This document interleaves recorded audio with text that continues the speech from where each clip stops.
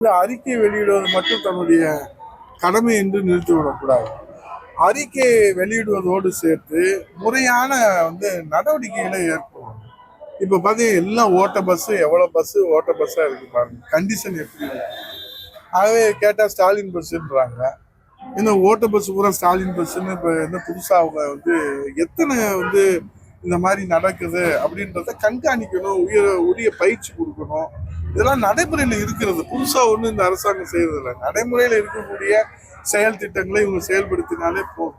ஆனா இவங்களுக்கு தான் அக்கறை இல்லையா, இவங்களுக்கு விளம்பரத்துக்கே நேரம் பத்தல. இந்த அரசுக்கு விளம்பரப்படுத்துவதில், ஏன்னா இந்த 4 மாத காலம் தான் இந்த அரசுக்கு ஆயுள் இருக்கிறது.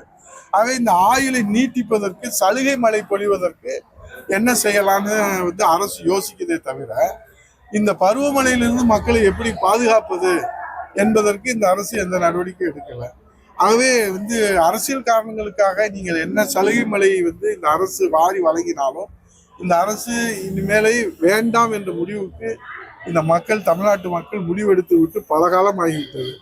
ஏனென்றால் இன்றைக்கு இருக்கக்கூடிய அரசு விலைவாசி உயர்வு, மின்சார கட்டண உயர்வு, சொத்து வரி உயர்வு, சட்ட ஒழுங்கு சீரழிவு, பாலியல் வன்கொடுமை, இதையெல்லாம் இன்றைக்கு குடும்ப வாரிசு அரசியல்னாலே அவங்க விளம்பர வெளிச்சத்திலே இந்த அரசை நடத்தி கொண்டிருக்கிறார்கள்.